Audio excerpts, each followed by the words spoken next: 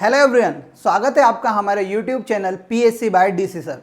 दोस्तों, जैसा आप सभी को पता है, हम एमपीपीएससी प्री की यूनिट 4 को कवर कर रहे हैं, जिसमें हमने मध्य प्रदेश का भौगोलिक विभाजन, पठार, पर्वत के साथ साथ खनिज, चट्टानें, वन्य जीव को कवर कर लिया है। आज के इस लेक्चर में हम पढ़ने वाले हैं मध्य प्रदेश में ऊर्जा संसाधन के बारे में। इस लेक्चर में हम जानेंगे सर ऊर्जा क्या होती है, ऊर्जा संसाधन क्या होते हैं, ऊर्जा संसाधन के प्रकार कितने हैं, जैसे गैर परंपरागत तथा परंपरागत ऊर्जा स्रोत। फिर हम जानेंगे सर मध्य प्रदेश में कितने ताप विद्युत केंद्र है, ताप विद्युत केंद्र क्या होता है, जल विद्युत केंद्र के बारे में बात करेंगे, परमाणु ऊर्जा संयंत्र के बारे में बात करेंगे। साथ साथ हम मध्य प्रदेश में नवीनीकरण ऊर्जा स्रोत जैसे कि सोलार ऊर्जा, साथ साथ पवन ऊर्जा, बायोगैस ऊर्जा, बायोमास ऊर्जा आदि के बारे में इस लेक्चर में पढ़ने वाले हैं। तो सबसे पहले हम बात करते हैं कि सर ऊर्जा क्या होता है और ऊर्जा कितने प्रकार की होती है, इस पे बात कीजिए। तो देखिए, ऊर्जा की आप सीधी सी डेफिनेशन याद रखें तो किसी कार्य को करने की क्षमता को आप क्या बोल सकते हैं, ऊर्जा बोल सकते हैं।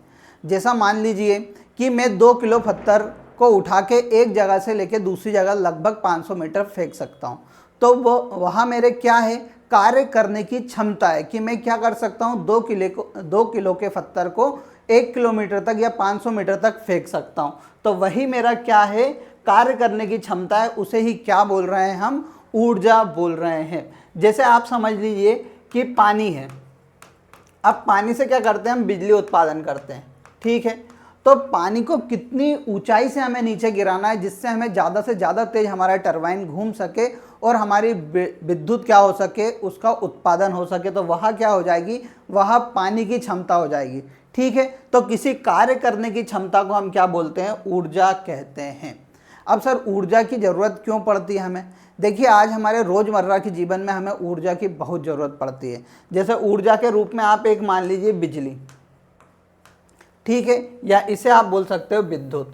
तो विद्युत की हमें कितनी आवश्यकता पड़ती है आज की डेट में? गर्मी लगती है आपको, कभी आपको आपका लैपटॉप चलाना है, उसके लिए किसी चीज़ को आपको पढ़ना है बार बार, तो उसके लिए मोबाइल चार्ज करना है, तो उसके लिए भी आपको विद्युत की आवश्यकता पड़ेगी। उसके साथ साथ भारत में औद्योगिक विकास हो रहा है, तो उद्योग को चलाने के लिए भी हमें किसकी ज़रूरत पड़ती है, बिजली या विद्युत की ज़रूरत पड़ती है। रॉ मटेरियल की ज़रूरत भी पड़ती है, उसके लिए हम क्या लगाते हैं, उद्योग लगाते हैं। तो यही सब लिखा हुआ है, ऊर्जा संसाधन का विकास औद्योगिक विकास का सूचक है। यानी जैसे जैसे ऊर्जा संसाधनों का विकास होगा तो उसी प्रकार हमारे यहाँ क्या होगा, और औद्योगिक का भी विकास लगातार चलता रहेगा। तो देखिए, ऊर्जा संसाधन के हम वर्गीकरण की बात करते हैं तो मेनली ऊर्जा संसाधन को 2 भागों में वर्गीकृत किया जा सकता है। एक है नवीनीकरण ऊर्जा स्रोत और एक है अनवीनीकरण ऊर्जा स्रोत। अब देखिए, नवीनीकरण ऊर्जा स्रोत क्या होते हैं कि देखिए सर, ये वह ऊर्जा स्रोत होते हैं जो क्या प्राकृतिक साधनों पर क्या होते हैं, डिपेंड होते हैं। जैसे मान लीजिए सूर्य क्या है, एक प्राकृतिक साधन है। अब उसके द्वारा क्या हो रही है, रेडिएशन धरती पे आ रही है, यानी एक हीट आ रही है। अब उसकी हीट का आप किस प्रकार से प्रयोग करके विद्युत या एक अलग ऊर्जा में स्थानांतरित कर सकते हैं, तो वह सब क्या आता है, नवीनीकरण ऊर्जा स्रोत के अंतर्गत आता है। जैसे उदाहरण की हम बात करते हैं, सौर ऊर्जा, ज्वारीय ऊर्जा, भूतापीय ऊर्जा, पवन ऊर्जा, ये सब क्या है, नवीनीकरण ऊर्जा के क्या हैं, उदाहरण है। तो देखिए, नवीनीकरण ऊर्जा की 2-3 हम विशेषताओं की बात करते हैं तो ये सूर्य से सीधे आता है, ठीक है। तो यह किसी प्रकार का क्या प्रदूषण नहीं फैलाएगा, ये आपको याद रखना है। देखिए, नवीनीकरण ऊर्जा स्रोत को हम गैर परंपरागत ऊर्जा स्रोत भी बोल सकते हैं। क्यों बोल सकते हैं? गैर परंपरागत और परंपरागत ऊर्जा स्रोत की जब हम बात करते हैं तो गैर परंपरागत वह ऊर्जा स्रोत होते हैं जो हमारी परंपरा से लगातार चले नहीं आ रहे हैं।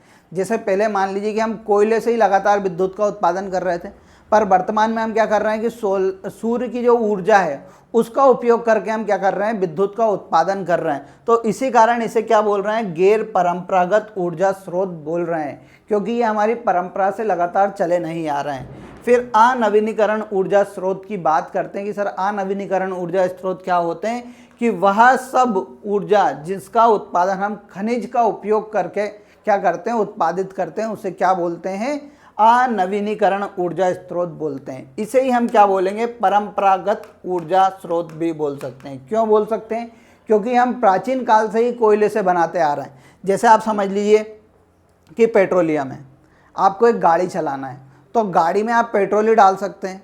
अब क्या हो रहा है, वर्तमान में बिजली वाली गाड़ी आने लगी है, ठीक है, बैटरी वाली जिसे आप बोलते हैं। तो अब हम बैटरी का क्या कर सकते हैं, या तो हम उसे प्राकृतिक रूप से भी चार्ज कर सकते हैं सोलार बैटरी लगा के, साथ साथ हम क्या कर सकते हैं, बिजली का उत्पादन भी करके लगा सकते हैं।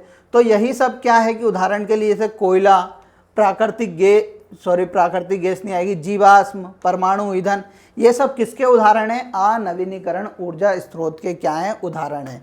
इन्हें मैंने क्या बताया, अनवीनीकरण को आप क्या बोल सकते हो, परंपरागत ऊर्जा स्रोत भी बोल सकते हैं, क्योंकि हम पहले से इनका इस्तेमाल कर रहे हैं। अब आगे आइए, आगे बात करते हैं कि सर मध्य प्रदेश में ऊर्जा संसाधन की आप बात बताइए कि सर इतिहास बताइए कि हमारे यहाँ जो ऊर्जा का उत्पादन करता है उससे संबंधित कौन कौन से संस्थान हमारे मध्य प्रदेश में वर्तमान में स्थित हैं। तो देखिए, सबसे पहले हम बात करते हैं कि मध्य प्रदेश राज्य विद्युत मंडल क्या है, मध्य प्रदेश राज्य विद्युत मंडल, जिसे शक्ति भवन भी कहा जाता है। इसकी स्थापना होती है 1 दिसंबर 1950 को। इसका मुख्यालय कहाँ पर है, जबलपुर में स्थित है। अब देखिए, जबलपुर जैसे आप सभी को पता है कि सबसे पढ़ा लिखा जिला है, यानी सबसे अधिक साक्षरता वाला जिला है। तो जिसमें साक्षरता होगी उसमें क्या होगी, शक्ति होगी। तो ऐसे पेपर में आता है कि शक्ति भवन किस जिले में स्थित है, तो आपको याद रखना है किस जिले में स्थित है, जबलपुर जिले में स्थित है। अगली बात करते हैं, मध्य प्रदेश ऊर्जा विकास निगम लिमिटेड, यह कहाँ पर है, भोपाल में स्थित है। इसकी स्थापना 25 अगस्त 1982 को की जाती है। अब देखिए, ऊर्जा भवन कैसे याद रखेंगे, आपको मालूम है कि भोपाल में सर्वाधिक क्या है, जनघनत्व है, यानी मानव बहुत करीब करीब कहाँ पर रहते हैं, भोपाल में रहते हैं। अब यहाँ पर जनता ज़्यादा होगी, वहाँ पर क्या होगा कि भैया उनमें ऊर्जा उतनी तेज़ी से अवशोषित या निकलेगी। तो इसी कारण क्या होगी, यहाँ पर जनता ज़्यादा, वहाँ पर ऊर्जा ज़्यादा। तो इसीलिए आप समझ लेना कि ऊर्जा भवन का कहाँ पर है, भोपाल में क्या है, मुख्यालय है। अब ऊर्जा विकास निगम का कार्य क्या होगा, इस पर हम बात करते हैं। सर, ऊर्जा विकास निगम का मुख्य कार्य होगा कि मध्य प्रदेश में जितने भी ऊर्जा संसाधन हैं उनका विकास करना, ठीक है, कि कैसे हमारे यहाँ ऊर्जा लगातार बढ़ती जाए, जिससे हमारे यहाँ क्या लग सके, उद्योग लग सके और हमारा क्या हो सके, विकास हो सके। तो हमेशा ऊर्जा के विकास के लिए कौन कार्य करता है, मध्य प्रदेश ऊर्जा विकास निगम, जिसका मुख्यालय भोपाल में है और उसकी स्थापना होती है 25 अगस्त 1982 को, ठीक है। फिर क्या हुआ कि ग्रामीण क्षेत्रों में पहले जैसा आप सभी को पता है कि बिजली नहीं जाती थी, तो राज्य सरकार क्या करती है, ग्रामीण विद्युतीकरण को बढ़ावा देने के लिए राज्य ग्रामीण विद्युतीकरण निगम की स्थापना करती है। कब करती है, 1960 में।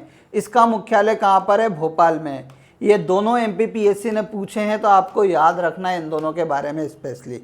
मध्य प्रदेश विद्युत बोर्ड का मुख्यालय कहाँ पर है, जबलपुर में, ये भी आपको याद रखना है।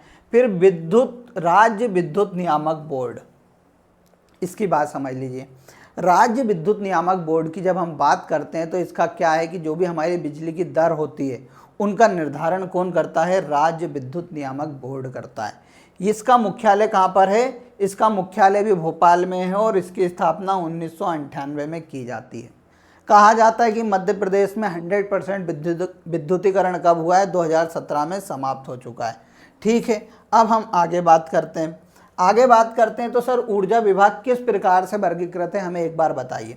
देखिए, ऊर्जा विभाग के अंतर्गत 3 कंपनी है। एक है Madhya Pradesh power generating company, दूसरी है MP power management company limited, तीसरी है Madhya Pradesh power transmission company limited.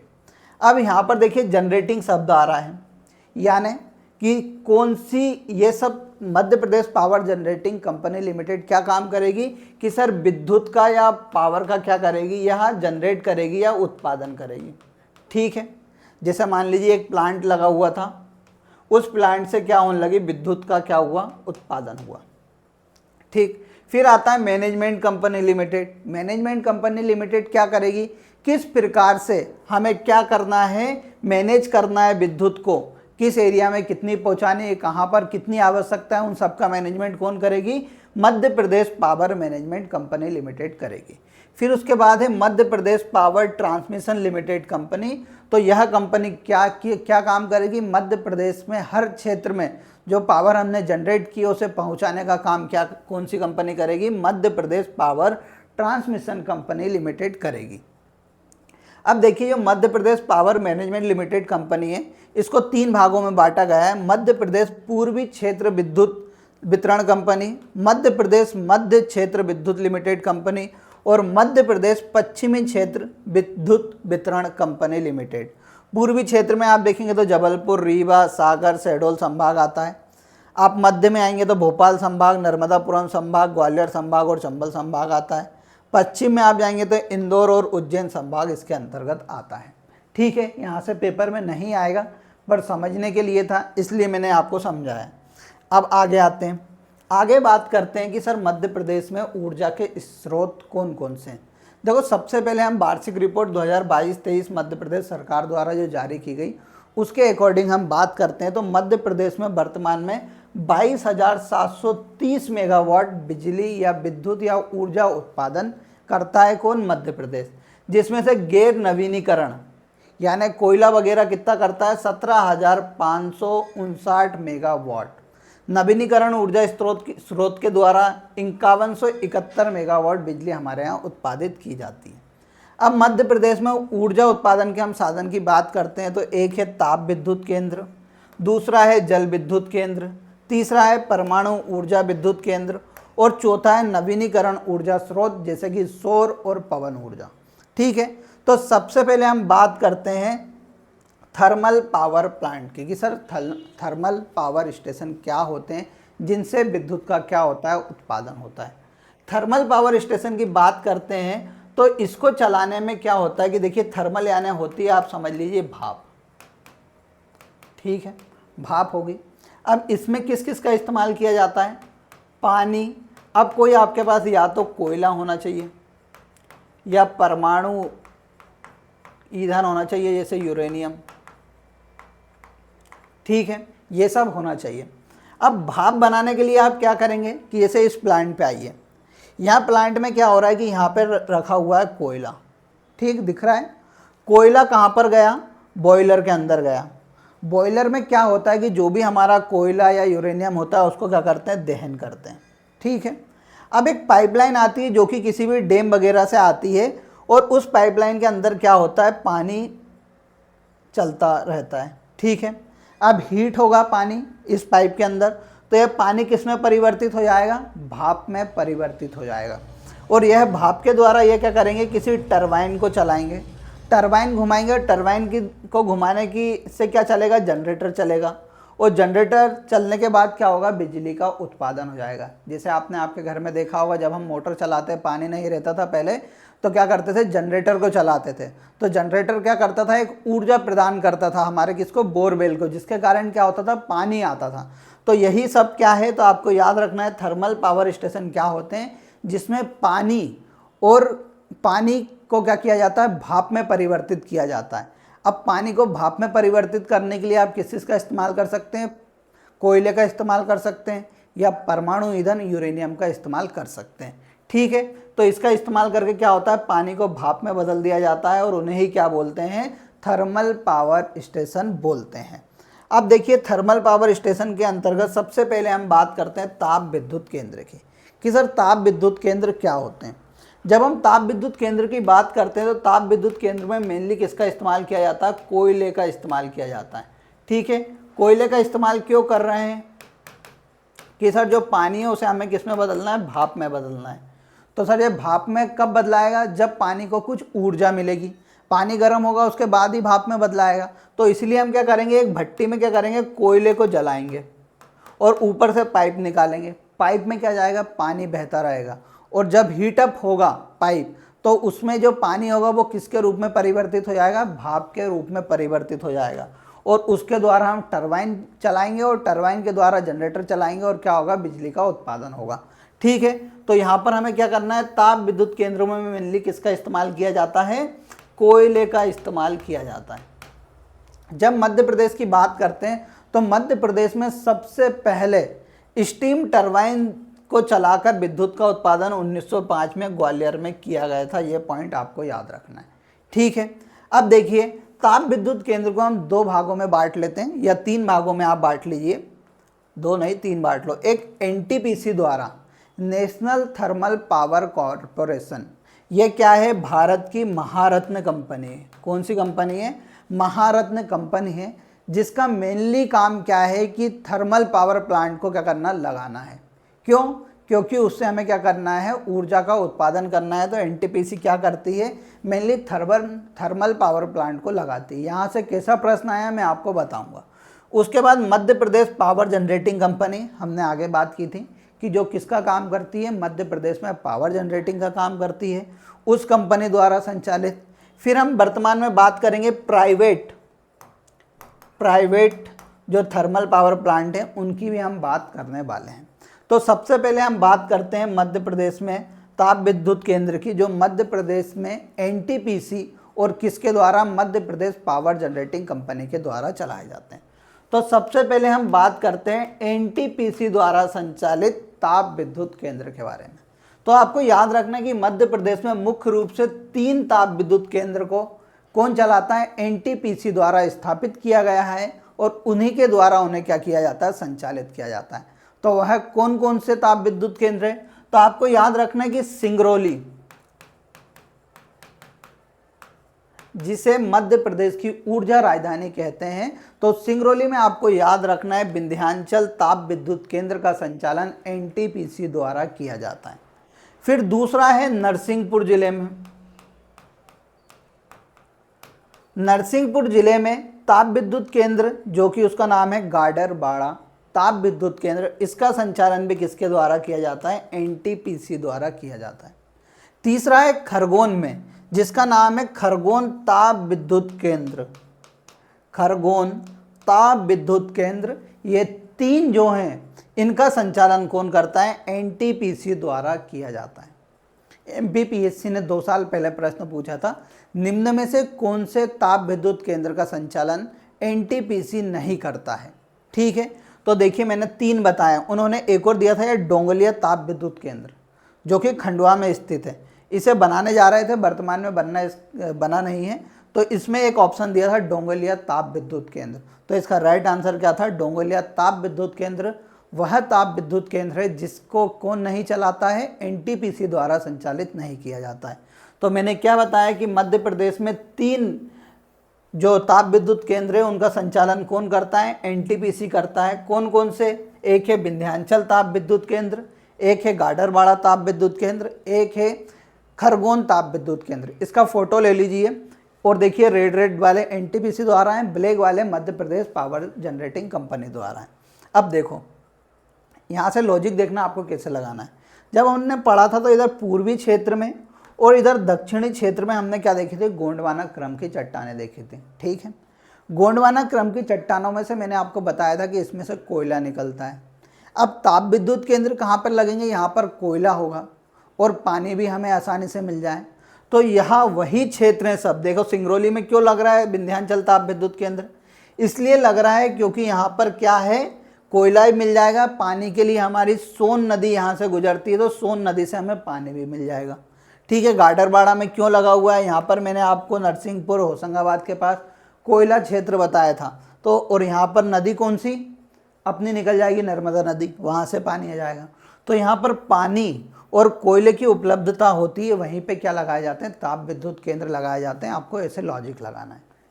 अब देखिए अन्य ताप विद्युत केंद्र की बात करते हैं। तो देखिए विंध्याचल के बारे में आपको एक बात रखना है, यह मध्य प्रदेश का सबसे बड़ा ताप विद्युत केंद्र है, मध्य प्रदेश का सबसे बड़ा ताप विद्युत केंद्र है। रूस की सहायता से इसे क्या किया गया था, स्थापित किया गया था एनटीपीसी द्वारा। ये दोनों फैक्ट आपको याद रखना है। देखो अब यहाँ पर अनूपपुर जिले में है अमरकंटक ताप विद्युत केंद्र, जो कि Madhya Pradesh power generating company द्वारा स्थापित है और उसी के द्वारा इसे संचालित किया जाता है। फिर जबलपुर में आएंगे तो जबलपुर में जबलपुर ताप विद्युत केंद्र मिलेगा आपको। यहाँ पर उमरिया में आएंगे तो उमरिया में संजय गांधी ताप विद्युत केंद्र मिलेगा जो कि बीर सिंहपुर में स्थित है, उमरिया के बीर सिंहपुर में स्थित है, इसी कारण इसे बीर सिंह ताप विद्युत केंद्र भी कहा जाता है। फिर देखिए यहाँ पर आइए, यहाँ पर आएंगे सिवनी में, तो सिवनी में झाबुआ ताप विद्युत केंद्र है। ये पहले Madhya Pradesh power generating company चलाती थी, पर वर्तमान में इसे अडानी वगैरह को सौंप दिया है, तो ये क्या है, प्राइवेट में चला गया है। फिर छिंदवाड़ा में आएंगे तो पेंच ताप विद्युत केंद्र मिलेगा। फिर बैतूल में आएंगे तो सतपुड़ा ताप विद्युत केंद्र आपको देखने को मिलेगा। सतपुड़ा ताप विद्युत केंद्र 1960 के समथिंग लगाया गया था। यहाँ मेनली अमेरिका की सहायता से लगाया गया था, आपको याद रखना है। कहाँ पर? सतपुड़ा ताप विद्युत केंद्र बैतूल जिले में स्थित है, जिसको किसकी सहायता से? अमेरिका की सहायता से लगाया गया था। फिर आप आएंगे चांदनी ताप विद्युत केंद्र, जो कि कहाँ पर है? बुरहानपुर जिले में स्थित है। फिर एक और आप याद रख लेगा, संत सिंगाजी ताप विद्युत केंद्र डोंगलिया खंडवा में लगाने वाले थे, परंतु यह यहाँ नहीं लगाया गया। अब यहाँ पर आपके मन में एक प्रश्न आया होगा, सर मध्य प्रदेश का प्रथम ताप विद्युत केंद्र कौन सा है? तो बुरहानपुर जिले में स्थित, जब हमने नदियाँ पढ़ी थी उसमें मैंने आपको बताया था, इससे बुरहानपुर जिले में चांदनी ताप विद्युत केंद्र, कौन सा? चांदनी ताप विद्युत केंद्र, जिसकी स्थापना 1953 में की गई थी। यहाँ मध्य प्रदेश का पहला ताप विद्युत केंद्र है। एमपीपीएससी ने पूछा हुआ है, तो आपको याद रखना है मध्य प्रदेश का पहला ताप विद्युत केंद्र कौन सा था? चांदनी ताप विद्युत केंद्र था, जो कि कहाँ पर स्थित है? बुरहानपुर जिले में स्थित है। इसकी स्थापना क्यों की गई थी? मैंने आपको बताया था कि यहाँ पर एक क्या था, पेपर बनाने की मिल थी, उसको ऊर्जा देने के लिए इसकी स्थापना की गई थी। प्रारंभ में यह 17 मेगावाट का ताप विद्युत केंद्र था। तो यह सब क्या है? मध्य प्रदेश के ताप विद्युत केंद्र है, जिनको आपको याद रखना है। आगे देख लेते हैं इनकी थोड़ी सी डिटेल और। देखो, चांदनी ताप विद्युत केंद्र 1953 में क्या हुआ? स्थापित हुआ। नेपा नगर बुरहानपुर में स्थित है। वर्तमान में इसकी क्षमता कितनी? 177 मेगावाट है। यहाँ पर कोयला कहाँ से आता है? तो देखिए इसके बगल में तवा कोयला क्षेत्र था, यहाँ से आता है। वाटर कौन सी? यहाँ पर सुक्ता नदी दे देती है, ताप्ती नदी भी दे देती है। यहाँ मध्य प्रदेश का प्रथम ताप विद्युत केंद्र है। दूसरा देखिए अमरकंटक ताप विद्युत केंद्र 1968 में लगा। अमरकंटक अनूपपुर में है, 450 मेगावाट का है। सोहागपुर कोयला क्षेत्र से इसे क्या दिया जाता है? कोयला दिया जाता है। चाचाई बांध से यहाँ पर क्या आता है? पानी आता है। फिर सतपुड़ा ताप विद्युत केंद्र 1960 से इसका बनना स्टार्ट हुआ था, जो 67 में जाके समाप्त हुआ था। सारणी के बैतूल में एक सारणी नामक जगह है, वहाँ पर यह स्थित है। 1332 मेगावाट क्या है इसकी टोटल कैपेसिटी है। पाथरखेड़ा कोयला क्षेत्र बैतूल में स्थित है, और वहीं से इसको क्या दिया जाता है? कोयला दिया जाता है। तवा नदी से इसे पानी पहुँचाया जाता है। अमेरिका की सहयोग से शुरुआत की गई थी, और यहाँ मध्य प्रदेश और राजस्थान की क्या है? संयुक्त ताप विद्युत केंद्र है। इसके बारे में आपको याद रखना है, मध्य प्रदेश और राजस्थान का। फिर जबलपुर ताप विद्युत केंद्र 1960 में, जबलपुर 151 मेगावाट, ये आपको याद रखे तो रखना, नहीं तो लॉजिक लगा देना, लग जाएगा। फिर संजय ताप विद्युत केंद्र बिरसिंहपुर में 1340 मेगावाट का है, जोहिला कोयला क्षेत्र से इसे कोयला आता है। फिर दादा धुनी ताप विद्युत केंद्र खंडवा में 2000 मेगावाट का इसे बनना है, पर वर्तमान में यह बंद है, क्योंकि यहाँ क्या इसका कार्य पूरा नहीं हुआ है। अब आगे बात करते हैं। फिर मैंने आपको एनटीपीसी द्वारा संचालित 3 बताए थे विंध्याचल ताप विद्युत केंद्र, कहाँ पर? 1987 में स्थापित हुआ था, बेड़न सिंगरौली में स्थित है।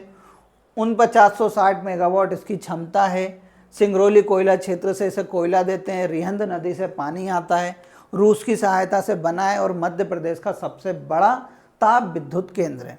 गाडरवाड़ा की बात करेंगे तो नरसिंहपुर में 3200 मेगावाट का है। फिर खरगोन की बात करेंगे तो खरगोन जिले में स्थित है, और 1320 मेगावाट का यह क्या है? ताप विद्युत केंद्र है। ठीक है, अब देखिए आगे बात करते हैं।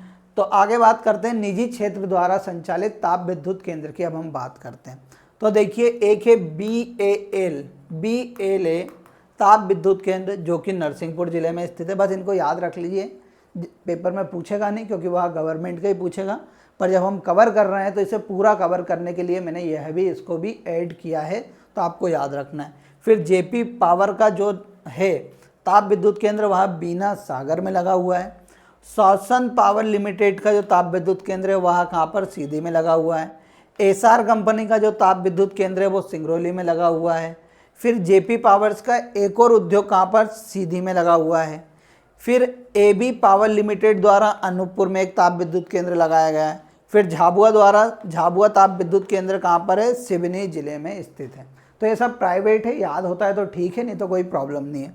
अब आगे आइए, आगे बात करते हैं। तो देखिए जल विद्युत केंद्र की बात करते हैं। जल विद्युत केंद्र में क्या होता है कि ये पानी को एक हाइट से किसके ऊपर, टरबाइन के ऊपर गिराया जाता है। किसके ऊपर गिराया जाता है, एक हाइट से। जैसे अपने यहाँ डैम बनते हैं, आपने देखा होगा, जब डैम के गेट खुलते हैं तो नीचे क्या लगी होती है, टरबाइन लगी होती है। तो किसी भी जब एक उसकी ब्लेड होती है, ब्लेड के ऊपर जब पानी गिरेगा तो इसका क्या होगा, मूवमेंट होगा। तो इसके कारण क्या होती है, टरबाइन चलती है और इस टरबाइन को जनरेटर से कनेक्ट करते हैं, जिसके कारण क्या होता है, विद्युत का उत्पादन हो पाता है। अब जल विद्युत केंद्र के स्थान पर वर्तमान में ताप विद्युत केंद्र ने ले लिया, क्योंकि जल विद्युत केंद्र क्या है, सीमित समय तक चलते हैं। अब जैसे मान लीजिए बारिश के दिनों में तो वो बहुत अच्छी एफिशिएंसी से चलेंगे, पर जब ठंड आएगी या गर्मी आएगी तो उन्हें क्या करना पड़ेगा, बंद करना पड़ेगा। तो उनकी एफिशिएंसी या क्षमता क्या होती है, उतनी अच्छी नहीं होती, इसलिए जल विद्युत केंद्र क्या है, वर्तमान में कम ही स्थापित किए जाते हैं। देखो मैंने आपको बताया था कि मध्य प्रदेश में सर्वप्रथम जो जल विद्युत केंद्र था वो गांधी सागर, जो हमारा डैम बना हुआ है, कहाँ पर, मंदसौर जिले में, वहाँ पर स्थापित किया गया था 1953 में। तो मध्य प्रदेश का प्रथम जल विद्युत केंद्र कहाँ पर लगा है, आपको याद रखना, मंदसौर जिले में लगा हुआ है। ठीक है, उसका नाम क्या है, गांधी सागर जल विद्युत केंद्र। ये हमने चंबल नदी जब पढ़ी थी उसमें मैंने आपको बताया था। तो चंबल नदी पे मैंने आपको 3 बांध बताए थे मध्य प्रदेश और राजस्थान के बीच, गरज उसकी ट्रिक बताए थे, गांधी सागर, राणा प्रताप और कौन सा एक हमारा, जवाहर सागर। ठीक है, तो गांधी सागर की कुल क्षमता कितनी थी, 115 मेगावाट है। फिर पेंच जो लगा हुआ है ये, इसकी क्षमता कितनी है, 160 मेगावाट। बरगी जबलपुर में, जो जितने भी मैंने डैम्स पढ़ाए थे आपको सिंचाई परियोजना में, उनके ऊपर आपको याद रखना है एक जल विद्युत परियोजना बनी होगी। तो बरगी कहाँ पर, जबलपुर में, 90 मेगावाट का है। फिर टोन्स जो कि रीवा में है, तो उस पर क्या, 315 मेगावाट का एक बांध बना हुआ है। अब देखिए बाणसागर, यहाँ से क्या हुआ था, ADPO के एग्जाम में एक प्रश्न आया था, इसलिए मैंने इन तीनों को ऐड किया है। एक है बाणसागर देवलोंद गांव, जो कि मैंने आपको कहाँ पर बताया था, शहडोल जिले में बताया था, उसकी क्षमता 60 मेगावाट है। फिर एक है बाणसागर सिलपारा, वो कहाँ पर बना हुआ है, रीवा जिले में स्थित है, उसकी क्षमता 30 मेगावाट है। क्षमता आपसे याद होती है तो होती है, नहीं तो मत याद रखिएगा। सबसे ज़्यादा जो हो उसे याद रख लीजिए, सबसे कम हो उसे याद रख लीजिए। ठीक है, फिर एक है बाणसागर, तो वो जिन्ना जिला सतना में स्थित है। ये सतना वाला ही प्रश्न आया था कि बाणसागर जल विद्युत केंद्र कहाँ पर स्थित है, और उसने ना तो शहडोल ऑप्शन दिया था ना ही रीवा ऑप्शन दिया था, उसने ऑप्शन दे रखा था सतना। अब लोगों को तो पता नहीं है कि सतना में भी बाणसागर जल विद्युत केंद्र है, तो इसलिए मैंने इसे ऐड ऑन किया कि बाणसागर कहाँ पर, रीवा, सतना और शहडोल 3 ही जिलों में स्थित है। फिर देखिए मणिखेड़ा मोहिनी सागर डैम मैंने आपको बताया था, कहाँ पर, शिवपुरी जिले में, ये भी बताया है। सिंध नदी के ऊपर बीर सिंह उमरिया में स्थित है, ये भी आपको याद रखना है। राजघाट परियोजना मैंने आपको बताई थी, किस नदी के ऊपर, बेतवा नदी के ऊपर, तो इसी में अशोकनगर जिले में इसके ऊपर क्या चलाया जा रहा है, राजघाट जल विद्युत परियोजना चलाई जा रही है। तो ये कुछ मध्य प्रदेश की जल विद्युत परियोजना थी। और देख लीजिए, जैसे नर्मदा नदी पे बरगी मैंने आपको बताई थी। उसके बाद यहाँ पर इंदिरा गांधी मिलेगी, कहाँ पर, खंडवा में, 1000 मेगावाट की। फिर एक ओमकारेश्वर डैम भी मैंने आपको बताया था, उसकी क्षमता 520 मेगावाट है। महेश्वर बांध बताया था खरगोन में, उसकी क्षमता 1400 मेगावाट है। फिर यहाँ पर छिंदवाड़ा में एक सीता रेवा नाम की नदी बहती है, उसके ऊपर भी जल विद्युत केंद्र बनाया गया है, और उसी में एक कानन जल विद्युत केंद्र भी बनाया है। तो मैंने जो डैम बताए थे आपको, उन्हीं डैम के ऊपर जल विद्युत केंद्र बनाए जाएंगे। आपको उससे मर्ज करके आपको क्या करना है, लॉजिक लगाना है। क्षमता आज तक नहीं पूछी गई है, इनकी लोकेशन नहीं पूछता है, तो हमने इसको 2 बार पढ़ लिया। एक बार डैम में पढ़ाया था, नदियों में, उसके साथ साथ आज किसमें, जल विद्युत केंद्रों में भी हमने इसे कवर किया है। ठीक है, अब देखिए आगे बात करते हैं परमाणु ऊर्जा। मैंने क्या बताया, परमाणु ऊर्जा भी क्या है, एक प्रकार की थर्मल पावर स्टेशन है। क्यों, इसमें परमाणु को जलाएंगे और पानी को क्या करेंगे, हीटअप करेंगे, और उसके द्वारा क्या, ऊर्जा का उत्पादन करेंगे। तो मध्य प्रदेश में प्रथम ताप विद्युत थर्मल जो कि परमाणु ऊर्जा केंद्र था, वो चुटका गांव, कहाँ पर, चुटका गांव मंडला जिले में क्या किया गया था, स्थापित किया गया था, जिसकी क्षमता कितनी थी, 1400 मेगावाट थी। मध्य प्रदेश का दूसरा ताप विद्युत केंद्र कहाँ पर? शिवपुरी के भीमपुर गांव में स्थापित किया जा रहा है, जिसकी क्षमता कितनी रहेगी? 2800 मेगावाट रहेगी। यानी इन दोनों को मिलाकर मध्य प्रदेश में 4200 मेगावाट ऊर्जा हम किसके द्वारा उत्पादित कर लेंगे? मेनली परमाणु ऊर्जा के द्वारा हम कर लेंगे। अब मैंने आपको बताया था यूरेनियम हमें कहाँ पर देखने को मिलता है? शहडोल वाले क्षेत्र में भी मिलता है और साथ साथ छतरपुर इधर वाले क्षेत्र में मिलता है। तो इस शहडोल वाले क्षेत्र से मंडला में परमाणु ऊर्जा दे देंगे, परमाणु दे देंगे जो यूरेनियम वगैरह है, और यहाँ से छतरपुर से शिवपुरी में हम क्या यूरेनियम वगैरह पहुँचा देंगे, जिसके कारण क्या हो सकेगी? ऊर्जा का उत्पादन किया जा सकेगा। अब आगे आइए, आगे बात करते हैं गैर परंपरागत या नवीनीकरण ऊर्जा स्रोत की।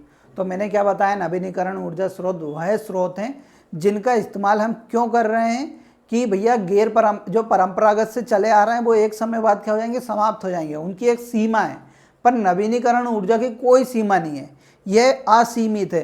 तो इसके कारण वर्तमान में क्या कर रहा है कि असीमित ऊर्जा संसाधनों का इस्तेमाल कर कर नवीनीकरण ऊर्जा की जा रही है, लगातार बनाई जा रही है, जिसके अंतर्गत आती है सौर ऊर्जा, पवन ऊर्जा, बायोगैस ऊर्जा, बायोमास ऊर्जा आदि। ये सब किसके अंतर्गत आती है? नवीनीकरण ऊर्जा स्रोत के अंतर्गत आती है।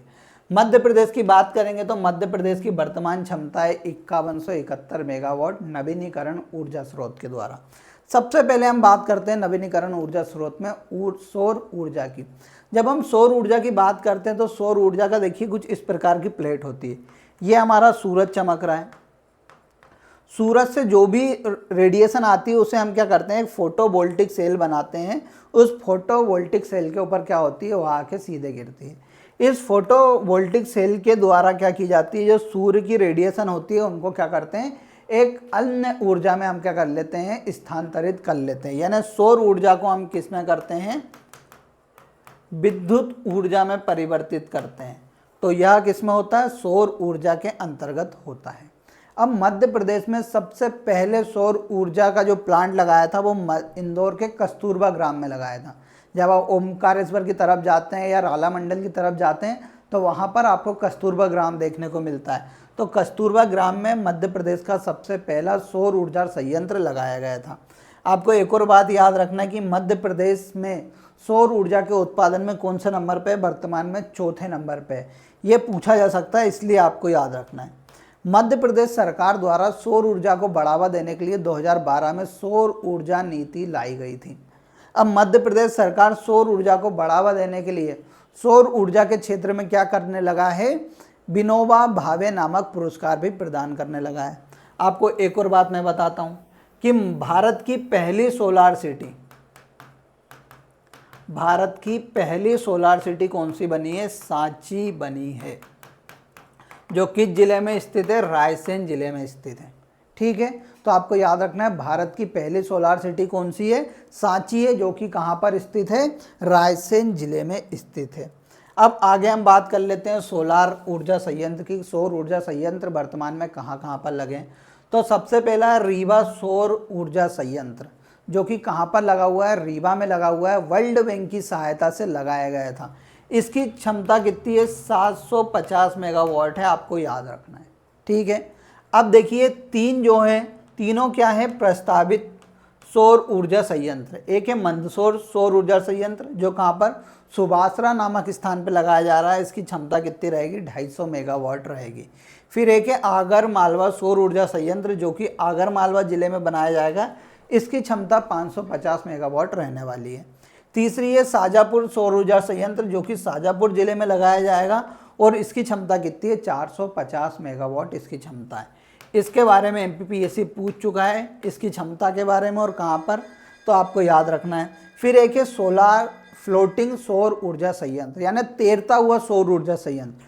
तो इसकी स्थापना कहाँ पर की जा रही है? जो हमारा ओमकारेश्वर बांध है, कहाँ पर है? खंडवा जिले में स्थित है। तो उसी बांध के ऊपर, जो खंडवा जिले में स्थित है, उसके ऊपर एक फ्लोटिंग सोलार प्लांट लगाने वाले हैं, जिसकी क्षमता कितनी रहने वाली है? 600 मेगावाट रहने वाली है। MPPSC ने इसके बारे में भी 2 प्रीवियस ईयर में ही पूछा था, तो आपको याद रखना है। किसके सहयोग से? तो विश्व बैंक और अंतर्राष्ट्रीय फाइनेंस कॉर्पोरेशन के सहयोग से इसे क्या बनाया जा रहा है? स्थापित किया जा रहा है। तो इसके बारे में भी आपको याद रखना है। फिर आगे बात करते हैं सौर ऊर्जा के अंतर्गत ही, तो यही प्लांट मैंने अभी आपको बताया रीवा में लगा हुआ है 750 मेगावाट का। फिर ये लगा हुआ है कहाँ पर, शाजापुर में। फिर ये कहाँ पर लगा हुआ है, आगर मालवा में। ये कहाँ पर, मंदसौर में। ये कहाँ पर, ओमकारेश्वर में। तो यहाँ पर क्या है, सौर ऊर्जा संयंत्र स्थापित किए जा रहा है। अब हाल ही में क्या हुआ कि मार्च 2024 में केंद्र सरकार द्वारा एक जो सौर ऊर्जा था उसका नाम था क्या, छतरपुर जिले में एक सौर ऊर्जा बरेठी नामक सौर ऊर्जा संयंत्र की क्या स्थापना करने का प्रस्ताव लाया गया है। ठीक है, तो इसके बारे में भी आपको याद रखना है। सौर ऊर्जा पार्क की बात करते तो गणेशपुरा सौर ऊर्जा पार्क कहाँ पर था, मध्य प्रदेश का प्रथम सौर ऊर्जा पार्क है जो कहाँ पर है, राजगढ़ जिले में स्थित है। भगवानपुरा सौर ऊर्जा पार्क नीमच में बनाया जाने वाला है। भोपाल में सौर ऊर्जा पार्क बनाया जाने वाला है जिसकी कैपेसिटी 10 मेगावाट रहेगी। सौर ऊर्जा के बारे में हम कुछ और की बात करते तो मैंने आपको बताया सौर ऊर्जा के क्षेत्र में विनोबा भावे पुरस्कार देने की घोषणा की गई है। मध्य प्रदेश सरकार द्वारा सौर ऊर्जा बढ़ावा देने के लिए एनर्जी सनवे नामक एक यात्रा चलाई गई थी। सौर ऊर्जा का सर्वाधिक इस्तेमाल झाबुआ जिले के लोगों द्वारा किया जाता है। फिर आपको याद रखना है सौर ऊर्जा से विद्युत बनाने का सर्वप्रथम संयंत्र इंदौर के कस्तूरबा ग्राम में लगाया गया था। ये भी मैंने आपको बताया। इंदौर का पहला सौर ऊर्जा संचालित एयरपोर्ट जिसे ग्रीन एयरपोर्ट के नाम से जानते हैं वो कौन सा है, देवी अहिल्याबाई एयरपोर्ट इंदौर का। फिर सौर ऊर्जा से गर्म पानी करने का संयंत्र नरोन्ना अकादमी भोपाल में जो हमारा सपना है उसमें बनाया जा रहा है। फिर प्रथम सौर ऊर्जा टेलीफोन संचालित एक्सचेंज शिवपुरी में चालू किया गया था। माइका आधारित सौर ऊर्जा संयंत्र इटारसी में लगाया गया है, नर्मदापुरम जिले में। सौर आधारित शीत गृह कहाँ पर, जो कोल्ड स्टोरेज है, भोपाल में बनाया गया है।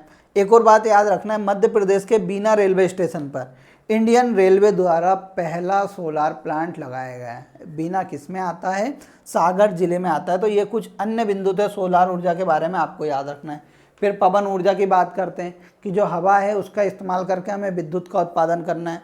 तो आपको याद रखना है जब हम पवन सौर ऊर्जा संयंत्र की बात करते हैं तो सबसे पहले जामगोदरानी एक बहुत फेमस जगह है जो कि कहाँ पर, देवास जिले में स्थित है। उसकी क्षमता कितनी है, 15 मेगावाट। MPPSC 10 बार घुमा के पूछ चुका है कि जामगोदरानी किस जिले में स्थित है। जामगोदरानी एक चर्चित स्थल है, वह किस ऊर्जा के लिए जाना जाता है। तो इस प्रकार के यह प्रश्न आते तो आपको याद रखना है जामगोदरानी देवास में सौर ऊर्जा के लिए क्या लगाई गई हैं, पवन चक्कियाँ लगाई गई हैं। फिर मामटखेड़ा रतलाम में 100 मेगावाट का पवन ऊर्जा संयंत्र लगाया गया है जो कि मध्य प्रदेश का सबसे बड़ा पवन ऊर्जा संयंत्र है। कहाँ पर, मामटखेड़ा रतलाम में। फिर रतलाम के बेरछा में एक 99.5 मेगावाट का एक और पवन ऊर्जा संयंत्र वर्तमान में लगाया जा रहा है। जब हम मध्य प्रदेश में सर्वाधिक पवन चक्कियों की बात करते तो हमें इंदौर जिले में देखने को मिलेगी। और पवन चक्कियों द्वारा सर्वाधिक सिंचाई कहाँ पर की जाती है, इंदौर जिले में। जब हमने सिंचाई पढ़ी थी मैंने उसमें बताई थी। फिर एक है बायोमास। तो बायोमास जैसे आप सभी को पता है कि कचरे को जलाकर क्या किया जा सकता है, ऊर्जा का उत्पादन किया जाता है। कि जला के नहीं, मतलब उसे गला सड़ा के उसके द्वारा भी ऊर्जा का उत्पादन किया जा सकता है। तो वह किसके अंतर्गत आता है, बायोमास के अंतर्गत आता है। तो बायोमास संयंत्र जो कि धान की भूसी पे आधारित था, ठीक है, धान के कचरे पे, वो कहाँ पर लगाया गया है, जादूखेड़ा धार में। फिर बायोमास संयंत्र से बिजली बनाने का कारखाना कहाँ पर, बैतूल में सबसे पहले लगाया गया था। फिर कसई गांव विदिशा में दूसरा बायोमास से बिजली उत्पादन करने का प्लांट लगाया गया है। फिर नाप्ता आधारित बायोमास संयंत्र कहाँ पर है, ग्वालियर में स्थित है। ये MPPSC ने पूछा है इसलिए आपको याद रखना है। अब आगे बात करते हैं। आगे जब हम बात करते हैं बायोगैस क्या होती है, तो जो भी हमारा सड़ा गला जो भी कचरा होता है उससे क्या होती है, एक गैस निकलती है। उस गैस का इस्तेमाल या तो हम किसी ऊर्जा के रूप में कर सकते हैं। जैसे आपने इंदौर में देखा होगा कि गोवर्धन प्लांट लगा हुआ है, कचरा घर जिसे बोलते थे।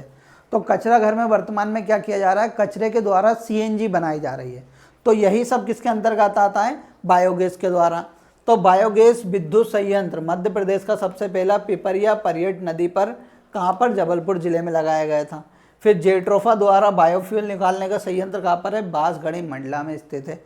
फिर गोवर्धन CNG प्लांट एशिया का सबसे पहला बायोगैस प्लांट है जो कि कहाँ पर लगाया गया था, biogas CNG plant mainly Indore में स्थापित किया गया है। अब आगे बात करते हैं हाइड्रेंट वाटर पंप। तो यह हाइड्रेंट वाटर पंप क्या होता है, बिना विद्युत ऊर्जा के सिंचाई करने का एक साधन है। ठीक है, तो इंदौर में इसका इस्तेमाल किया जा रहा है, खरगोन में इसका इस्तेमाल किया जा रहा है, इतना इंपॉर्टेंट नहीं है।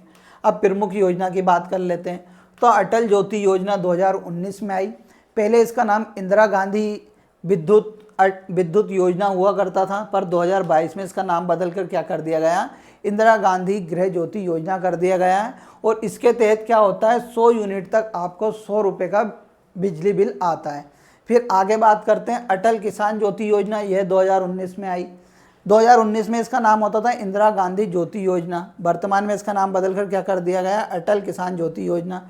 इसके द्वारा क्या होते थे, 10 हार्स पावर तक के जो भी स्थायी मीटर वाले पंप होते थे उन्हें 750 रुपये प्रति महीने क्या देना पड़ता था। फिर आगे हम बात करते हैं मुख्यमंत्री स्थायी कृषि पंप योजना 2016 में आई। फ्लैट रेट योजना 2013 में आई। उजाला योजना 2016 में आई थी, जिसके तहत LED बल्ब बांटे गए थे। फिर सौभाग्य योजना 2017 में आई।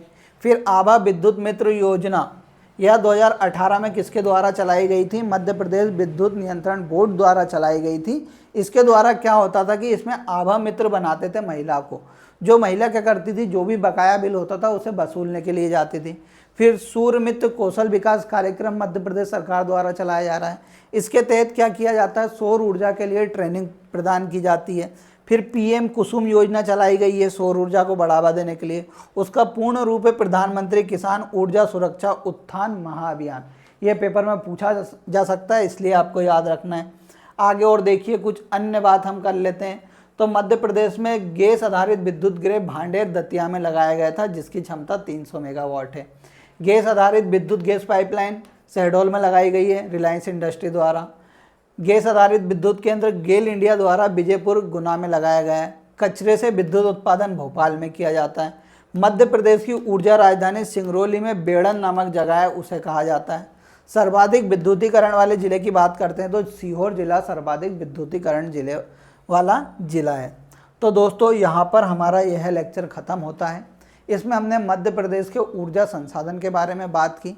यहाँ से हमारे एग्जाम में डेफिनेटली प्रश्न आने वाला है, तो आपको याद रखना है जितना पढ़ा है सफिशिएंट है। अब मैं आपको 2 प्रश्न दे रहा हूँ, जिनका जवाब आपको कहाँ पर देना है, कमेंट बॉक्स में देना है। पहला है विंध्याचल ताप विद्युत केंद्र किस देश की सहायता से बनाया गया है। दूसरा है मध्य प्रदेश का फ्लोटिंग सोलर पावर प्लांट किस जिले में लगाया जा रहा है। इन दोनों का आपको कमेंट बॉक्स में आंसर देना है। कल हम मध्य प्रदेश का उद्योग पढ़ने वाले हैं। मिलते हैं अगले लेक्चर में। धन्यवाद।